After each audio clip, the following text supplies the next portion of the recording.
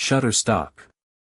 Biology dictates that when a human looks down the barrel of a gun, the amygdala triggers a flood of cortisol and adrenaline. The heart hammers against the ribs at 180 beats per minute. The throat tightens. The body prepares to run, to fight, or to die. But when a masked man pressed a cold 9mm against Michelle H. Miller's skin, her pulse didn't skip a single beat. She didn't reach for the sky. She didn't tremble. Instead, she simply crossed her arms and adjusted her posture. And seated in the center booth, watching through the haze of neon and rain, Jwa Mun-Hee saw something he hadn't seen in a decade. He saw a woman who was already dead inside. And for the first time in his life, the Korean Mafia Boss felt a spark of genuine curiosity. The graveyard shift at the Neon Orchid Diner was usually a study in shades of gray. Outside, the city was a blurred smear of charcoal and rain. Inside, the fluorescent tubes flickered with a rhythmic, dying hum. Michelle H. Miller moved through the space with clinical grace, her white uniform stark against her dark skin, her hair secured in a high, immovable bun. At 26, Michelle had mastered the art of being a ghost. She was quiet. She was efficient. She was invisible.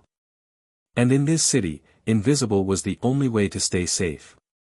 Until the diner's heavy glass door swung open at 3 a.m. The intruder moved with a frantic, amateur energy, clad in black, face hidden behind a tight mask. The metal of the handgun glinted under the buzzing lights. Patrons gasping. A chair scraping harshly against the floor as a man scrambled to hide. But Michelle didn't flinch. When the robber lunged across the counter, shoving the barrel inches from her eyes, close enough for her to feel the heat of his breath, she didn't even blink. She didn't look at the gun. She looked at his eyes.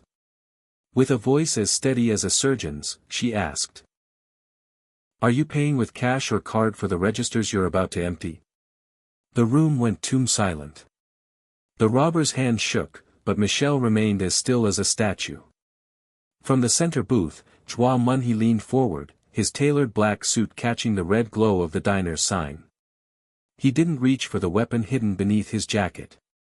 He didn't look at the gunman. His focus was entirely on the woman in the red apron. Because in Mun-Hee's world, power is measured by how much fear you can inflict. But Michelle H. Miller was a void. And he was determined to find out why. The Neon Orchid Diner existed in a state of permanent exhaustion. Above the counter, the fluorescent tubes flickered with a rhythmic, dying hum that matched the steady tick of the wall clock. It was 2:48 a.m., the hour when the city's pulse slowed to a crawl, and the air inside smelled of burnt chicory and rain-damp wool. Michelle H. Miller moved through the narrow galley with the mechanical precision of a clockwork doll. Her movements were devoid of wasted energy. She didn't just pour coffee, she executed a series of calculated angles, tilt, stream, stop, that left exactly a quarter-inch of space at the rim every single time. Her white uniform was crisp, her red apron tied with a knot so symmetrical it looked carved from stone. To the weary truckers and the local drunks, she was merely a fixture of the room, as unremarkable and essential as the stools they sat on. She liked it that way. Invisibility was a shield she had spent years forging, a way to move through the world without letting it touch her. Her eyes, dark and impenetrable, never lingered on a face long enough to invite a conversation. But tonight, the silence in the diner felt heavier than usual. It was because of the man in the center booth. Jwa Mun-Hee sat perfectly still, a silhouette of tailored charcoal wool against the peeling vinyl of the seat. He didn't look like the typical graveyard shift patron. His suit cost more than the diner's entire inventory, and his presence carried the cold, sharp weight of a blade kept in a velvet sheath. He wasn't eating.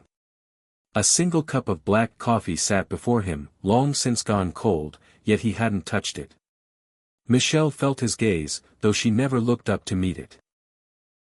It wasn't the hungry stare of a lecher or the desperate look of a man with nowhere else to go. It was the stare of a predator assessing a strange, new species.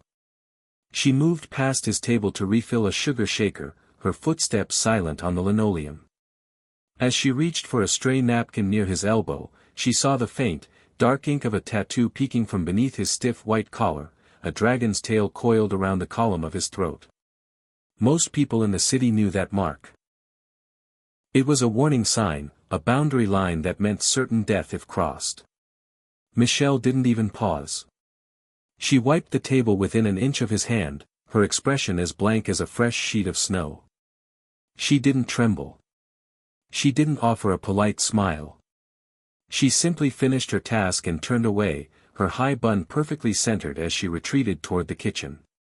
In the reflection of the rain-streaked window, Mun-Hee's eyes followed her. He lived in a world where everyone flinched, where everyone wanted something, and where everyone feared him. Yet, this woman treated him with the same detached efficiency she gave to a dirty countertop. She was a ghost in a red apron, and for the first time in a very long time, Jwa Mun-Hee felt the urge to see what lay beneath the surface of the haunting, silent girl who refused to be afraid. The heavy glass door of the neon orchid didn't just open. It was kicked, the frame shuddering as the chime above gave a frantic, strangled ring. The wet Boston air rushed in, smelling of exhaust and desperation, followed closely by two figures clad in featureless black. The first man didn't speak, he simply leveled a short-barreled shotgun at the ceiling and let the silence of the diner shatter. The sound was a physical blow. Old Man Henderson's decough splashed onto the table as his hands flew up in a spasmodic jerk.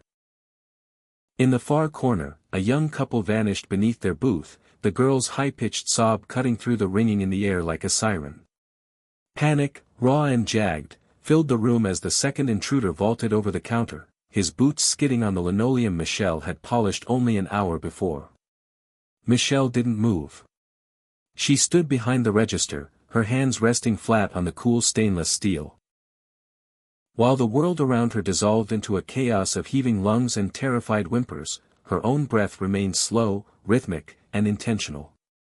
She watched the gunman in front of her with the detached curiosity of a scientist observing a predictable chemical reaction. Register. Now, the first man roared, his voice cracking with an adrenaline he couldn't control. He swung the handgun toward her, the metal stopping inches from her forehead. The barrel was dark, a hollow eye looking straight into her soul. Michelle could see the slight tremor in his grip, the way his finger twitched against the trigger guard. She knew that at this distance, her life was a fraction of an inch away from ending. But she didn't flinch. She didn't even blink. Behind the gunman, she saw Jwa Mun-Hee. He hadn't moved to hide. He hadn't reached for the weapon she knew was tucked into his waistband. He remained seated, his hands folded loosely on the table, his dark eyes fixed entirely on her face. He wasn't looking at the robber. He was waiting to see her break. The intruder, unnerved by the lack of a scream, shoved the gun closer, bruising the skin of her brow. "I said open it, bitch. You want to die tonight?" Michelle finally spoke. Her voice didn't waver, it didn't even rise above the level of a polite inquiry. It was a cold, dead sound that seemed to suck the heat out of the room. "The till only has $42 in small bills," she said, her eyes locked onto his masked face. "If you kill me, the time lock on the safe won't trigger for another 20 minutes. So, do you want the 42, or are you going to stand there and vibrate until the police arrive?" The robber froze. The screams of the patrons died down into a stifled, terrifying hush. The power dynamic had shifted so violently it left the aggressor breathless. In the background, the ghost of a smile touched Mun-Hee's lips. He had found his anomaly. The gunman's eyes widened behind the cheap fabric of his mask, the pupils blown wide with a mixture of adrenaline and burgeoning terror. He had expected a victim, a sobbing, shaking girl who had fumbled with the keys while begging for her life. Instead, he found himself staring into a pair of dark eyes that held no more emotion than a pair of river stones.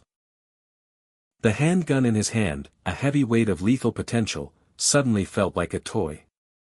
"What did you say to me?" he hissed, his voice cracking. The bravado was leaking out of him, replaced by the dangerous instability of a man who had lost the script.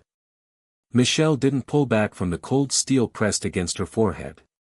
She didn't even drop her arms from their crossed position. "I asked how you were paying," she repeated, her tone dripping with a flat, weary patience. "Because right now, you're wasting my time, and you're scaring the only customers I have left. If you're going to shoot, shoot. If not, get out of my light. I have side work to finish."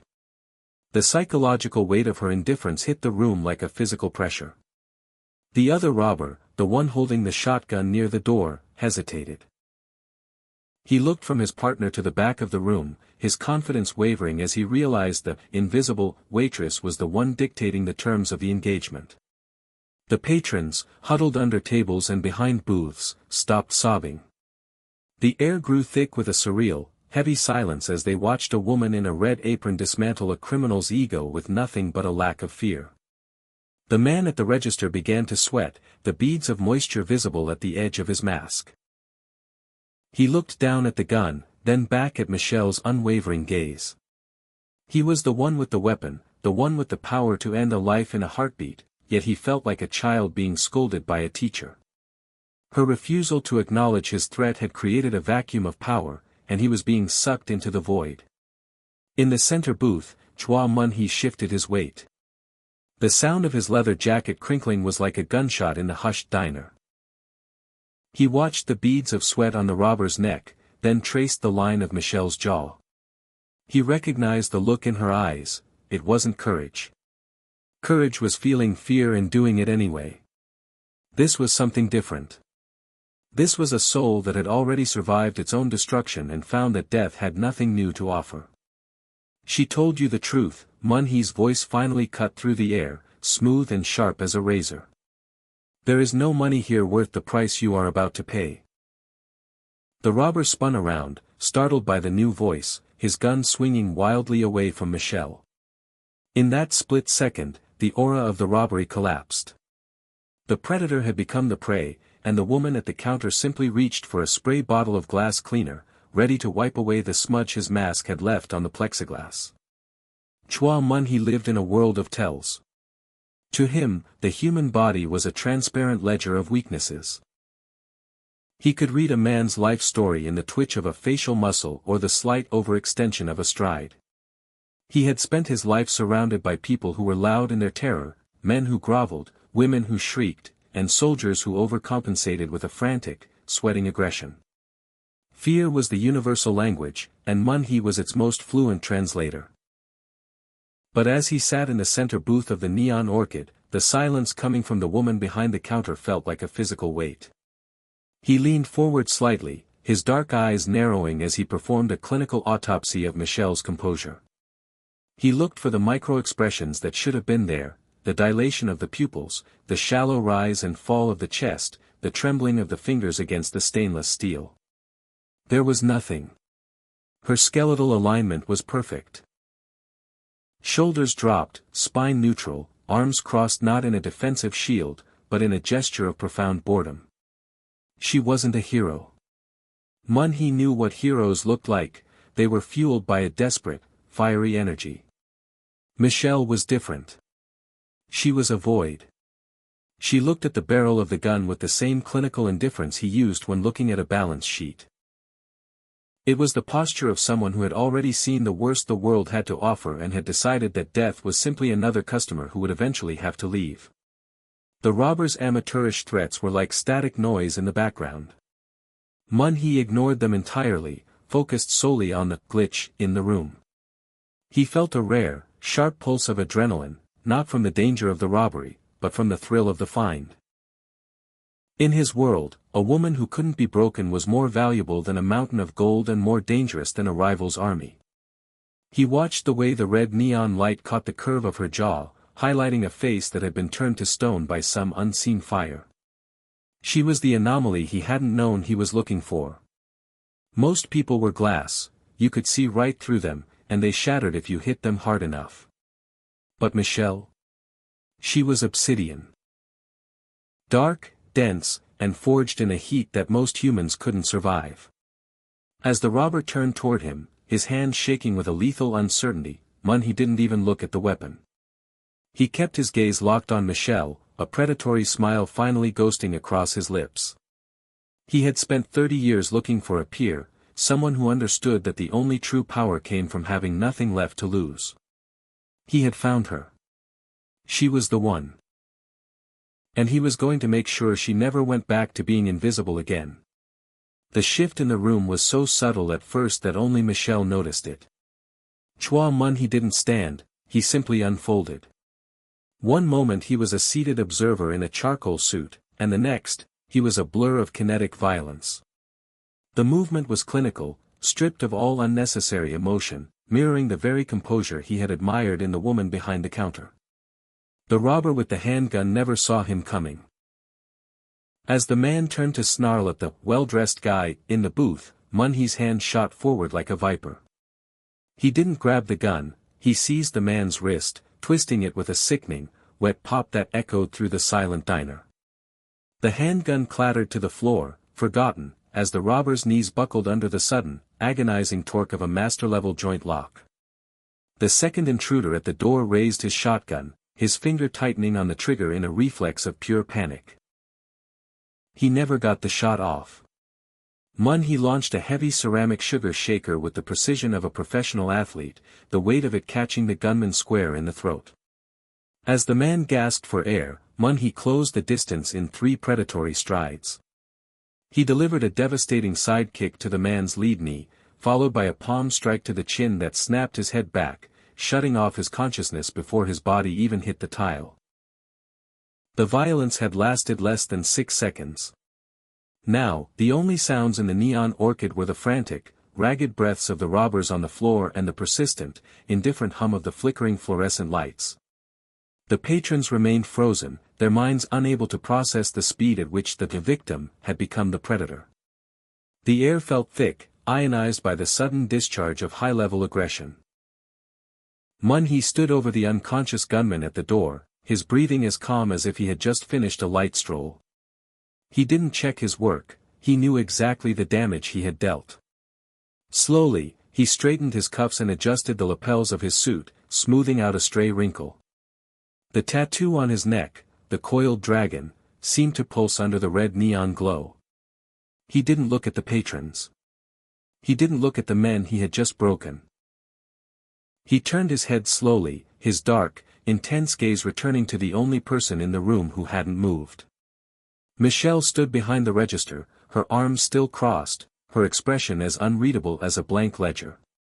She looked at the carnage, then at him, and finally at the clock on the wall.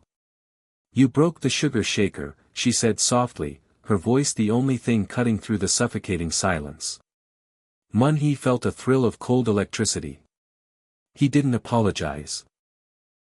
He simply walked toward her, the sound of his leather soles on the tile sounding like a countdown. The robbery was over, but for Michelle H. Miller, the real danger had just begun.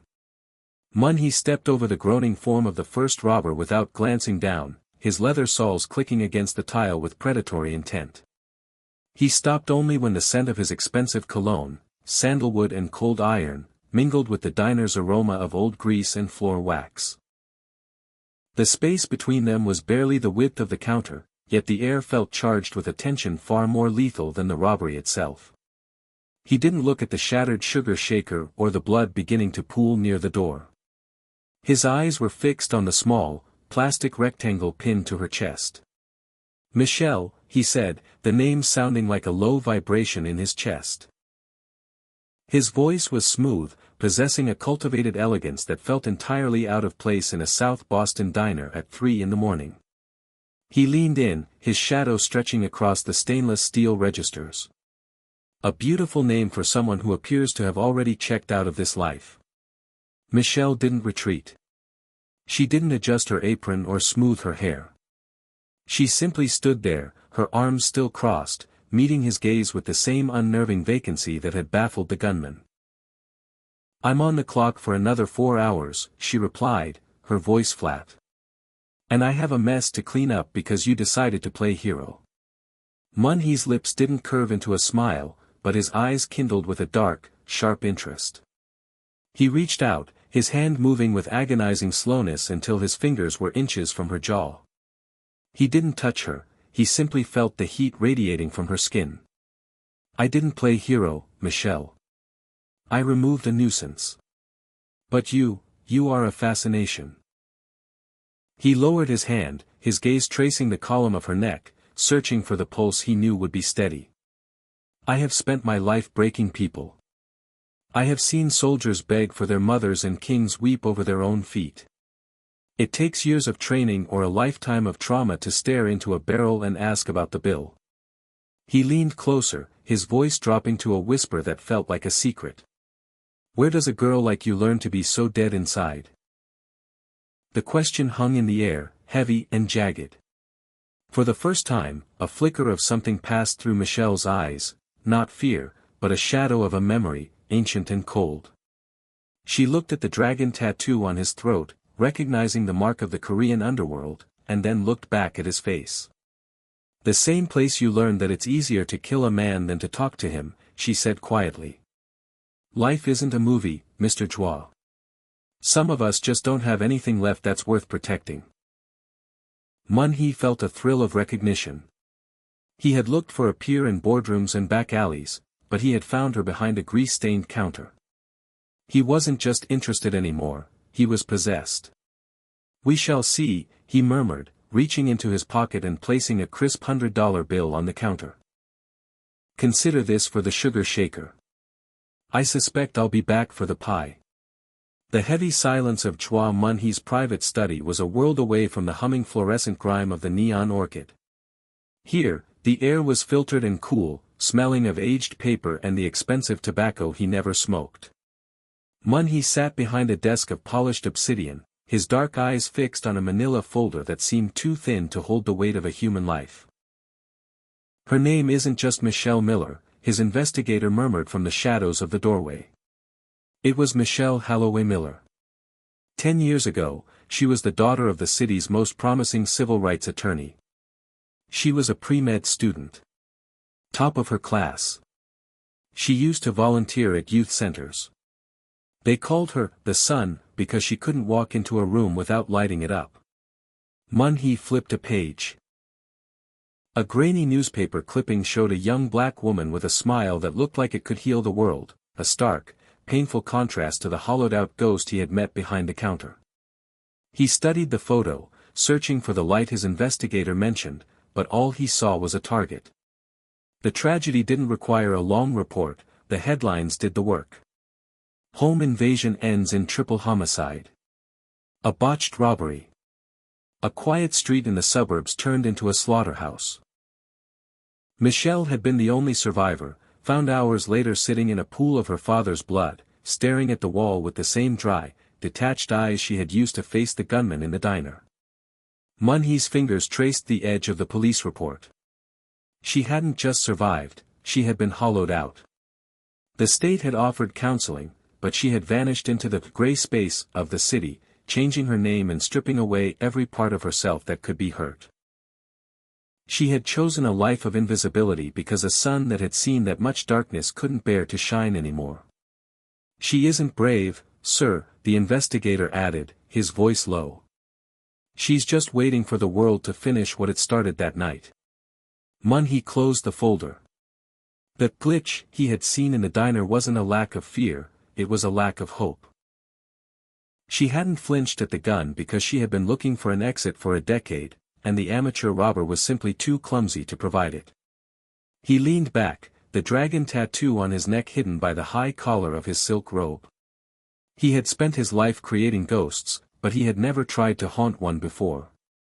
Michelle Miller wasn't a peer because she was dangerous, she was a peer because she lived in the same cold, silent vacuum as he did.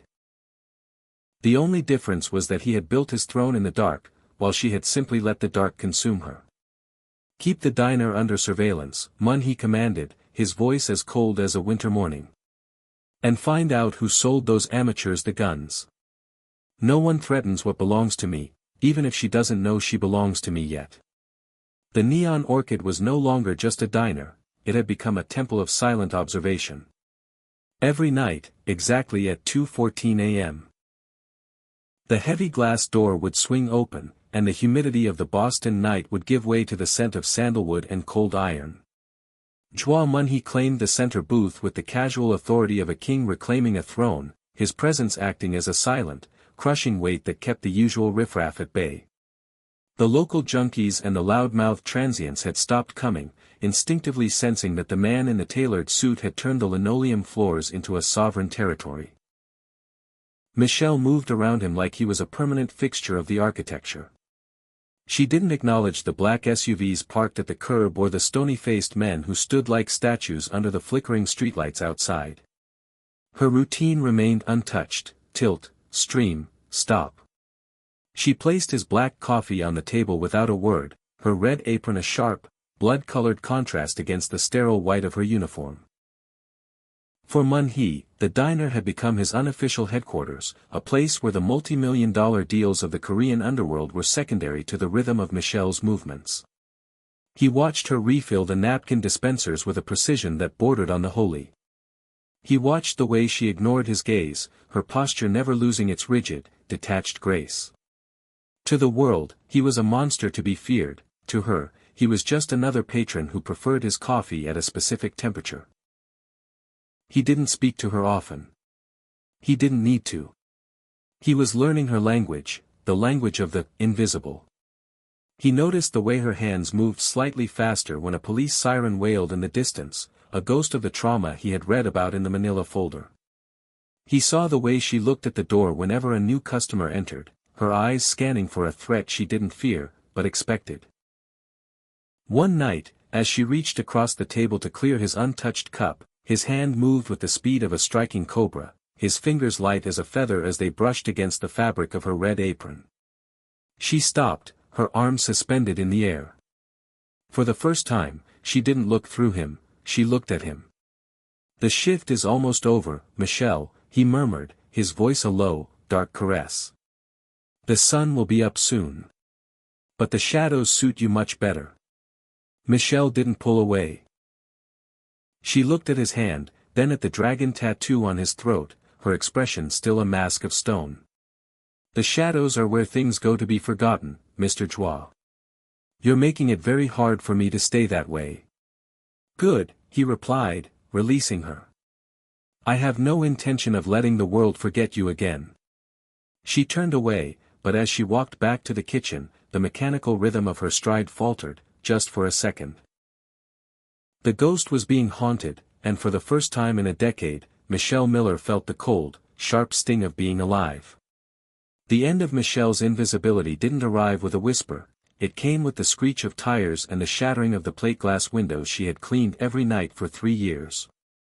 The neon orchid, once a sanctuary of grey boredom, exploded into a kaleidoscope of flying glass and muzzle flashes. A rival faction, desperate to decapitate the Korean syndicate, had finally tracked the dragon to his unlikely nest. As the first volley of gunfire chewed through the vinyl booths, Jwa Mun-Hee was already in motion. He didn't dive for cover, he moved with a dark, regal fury, shielding Michelle's position behind the heavy steel of the industrial refrigerator. His men outside engaged with a brutal, muffled efficiency, but 2 gunmen managed to breach the service entrance, their eyes fixed on the man who ruled the city's shadows. "Stay down," Mun-Hee commanded, his voice a low growl that vibrated through the metal. He drew a weapon from his shoulder holster, his face a mask of lethal focus. For the first time, the predator looked concerned, not for his life, but for the ghost he had spent weeks haunting. Michelle sat on the grease-stained floor, the shards of glass glittering in her hair like diamonds. The world was screaming again. It was the home invasion all over again, the smell of gunpowder, the cold air, the sound of men who thought they could own the room through violence. She looked at the back exit, the door that led to the dark alleys of South Boston, where she could disappear and become a ghost in a different neighborhood, a different city. She could run back into the safety of the void. Then she looked at Mun-Hee. He was pinned down, his white shirt blossoming with a crimson stain where a stray fragment had caught his shoulder. He was a monster, a king of a world she hated, but he was the only person in a decade who had dared to truly look at her. He had seen the sun beneath the ash. Michelle reached out, her hand brushing against a heavy iron skillet left on the range. The fear that should have paralyzed her was absent, replaced by a cold, crystalline clarity. She realized that being invisible hadn't saved her, it had only buried her alive. As a gunman rounded the corner to finish Mun-Hee, Michelle didn't scream. She didn't hide. She rose from the shadows of the kitchen, her red apron stained with soot and glass, and swung with a precision that was no longer mechanical, but intentional. The heavy iron connected with a sickening crunch. Before the second man could pivot, she had grabbed a chef's knife from the magnetic strip, her eyes locking onto his with a terrifying, hollow intensity. The man froze, staring at the waitress who looked like a vengeful spirit. In that moment of hesitation, Mun-Hee fired. Silence returned to the diner, heavier than before. Mun-Hee stood, clutching his shoulder, and looked at Michelle. She wasn't shaking. She was standing in the light of the flickering neon, the knife still tight in her grip. "The back door is open, Michelle," he whispered, his eyes searching hers. "You can still be invisible." Michelle looked at the door, then back at the man who had found her in the dark. She dropped the knife onto the counter, the clatter sounding like a coronation. "I'm tired of the shadows," she said, her voice finally regaining its spark. "And I think it's time someone served them what they deserve." She stepped over the debris and took his hand. The waitress was gone. The queen had finally arrived.